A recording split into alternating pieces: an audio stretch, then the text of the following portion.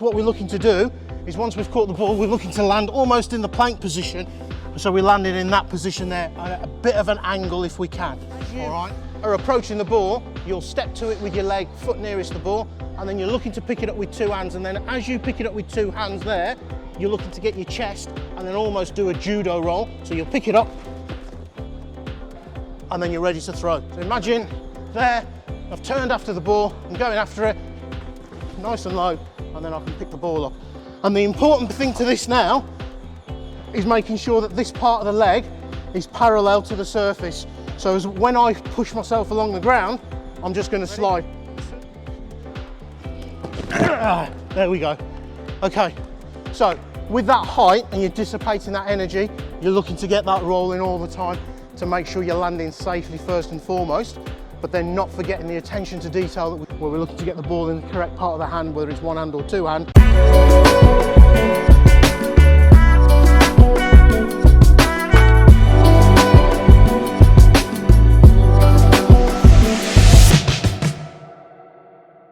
Cricket Love Stories with me, Neel Khagram. Today we're at the indoor school here at Edgbaston with Patel.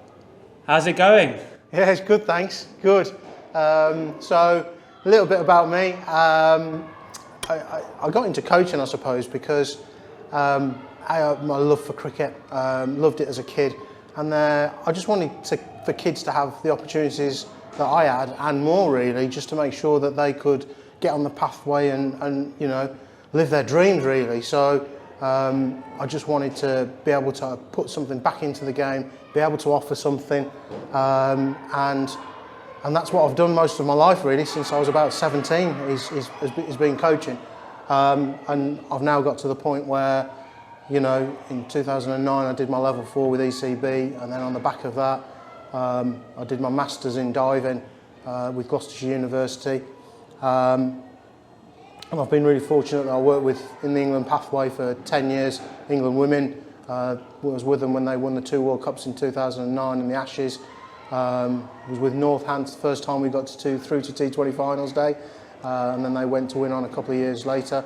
And then with Derbyshire for 3 years, and then back with Northampton now, predominantly in white ball cricket, and then through to a World Cup final with the England women in Sri Lanka in 2012 as well. So I've been fortunate with that progression with my career, but I've had to work very hard, and I've loved every minute. I've enjoyed it, but it's like anything in life. If you know, you get out what you put in. I've had good support on the way as well with certain people, and that's allowed me to do what I do. But the big thing is that there's an inner drive and there's a fire in my belly that says I want to be good at doing this, and my passion has now taken me to fielding, and that's what I've looked at for the last nearly 14 years. And Mark Lane, bless him, at Gloucestershire gave me my first opportunity, and then David Capel, who is no longer with us, he gave me an opportunity at Northampton. Paul Shaw with the England women's programme, and I've focused predominantly around fielding, and that's been great, and I've really enjoyed it, and it's allowed me to look into certain areas around research, around throwing, and specifically around diving as well. So that's where it's led me to, and hopefully you'll see some of that on the video a little bit later on. Yeah, this is going to be a diving masterclass in fielding. You've also got your own website for those that want to go a bit deeper, get one-on-one training with you. Do you want to give it a little plug? So if anybody's interested in terms of getting in touch, www.fieldingcoaching.com. Get in touch, contact details are on there, a little bit about me, and there's a few people on there just saying some good things on there as well. So a couple of recommendations. Yeah, you do have a terrific system. I'll put the link in the description below. So whoever is watching this video, please do check it out. But for now, Cookie, can't wait to get into this diving masterclass in fielding. Let's go. Okay, so we're going to have a look at diving. There are a number of different dives. This one's going to be for a low ball, which is going to be about that height. So what we're going to look to do, first of all, is make sure that we land safely, because we don't want to get injured. And then secondly, just look to develop the technique and how we might coach it and get players to do it in a safe environment. All right, so in essence, what we're looking to do is once we've caught the ball, we're looking to land almost in the plank position. So we're landing in that position there at a bit of an angle if we can. All right, So the first thing that makes contact will be the forearms. So we've got to make sure that they land, and as they do, we're looking to push them along the ground to make sure we dissipate our energy. Otherwise, it comes back through, what goes down comes back up straight into your neck and your shoulders. So we don't want that. So we want to try and push it out. And then when we do land, we're looking to land on torso, hips and thighs. And we're always looking to dissipate our energy in the direction away from us there, okay? So going back, working backwards, as we're walking in and we set, we might be opening up here because we know the ball's going that way, and we're looking to push and create all the power from that inside leg that's then going to project us that way. And as we go along and push, that will give us distance to get along to the ball. Beautiful, there you go. So you can see, pushing out, because don't forget, once we've pushed out, we've got a job as fielders, because it might be a no ball, it might be a bump ball. We've either got to get up onto one knee, ready to throw it back, or we've got to get onto our feet, ready to throw it back, all right? So once we've gone off our knees, we might just go in as best a crouch position as we can. We don't want to be square on, we don't want to be diving off the edge of the swimming pool. Just want to be at that sort of 45 angle there, nice and low. And there we go, and then I'm ready to pop up, okay? So once I get the habit of that, then I can just start with that really low position.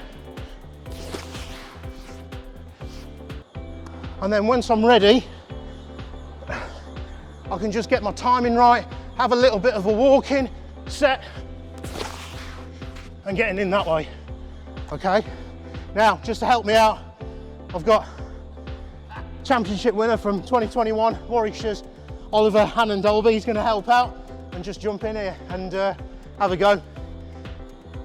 Really watch it in, try and catch it as far in front of you as you can.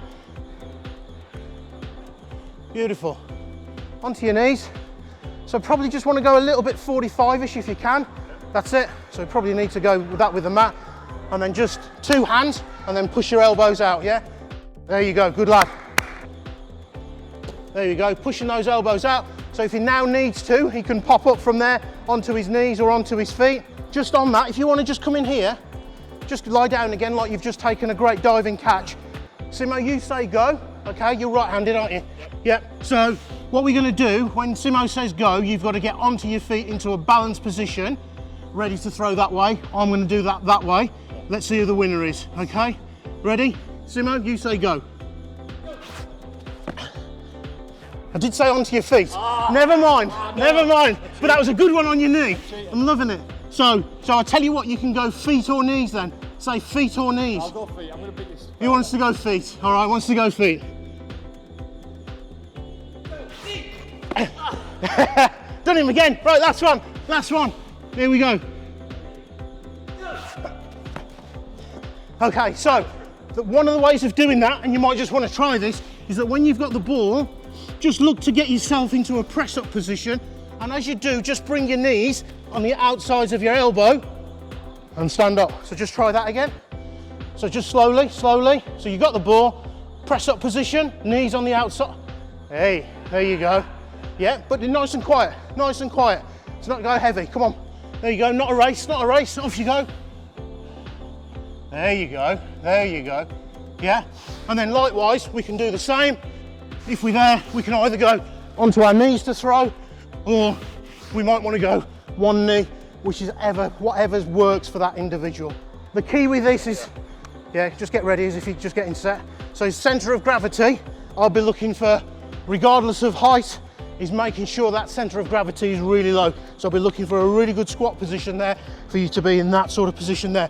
The higher you are, the more energy is going that way rather than that way. So we need to get down as much as we can. All right. 3. 1, 2, 3. So what we've seen there is a combination of we get in there with it. There was a little bit of just that knee hitting the ground, which just stopped him going. And then just there at the end, we just saw a little bit of turning and almost landing on the side. So we've just got to make sure that players are committed and looking to get on their front. If we go onto our side, it's a little bit more injury prone, and also it's then difficult to then pop ourselves back up as well. So that's what we're probably looking to do. So the reason I'm going to go onto the bigger crash mat here just with Oliver is just to build a little bit of confidence and just get him, A, get the ball in his hands so as it builds his confidence, and B, him comfortable landing on his front because he knows it's softer straight away. So it's just about building confidence. So you've got to sort of tic-tac-toe between the two and just got to make sure you keep moving them. Ready? 1, 2, 3. There we go. 1, 2, 3, push, push.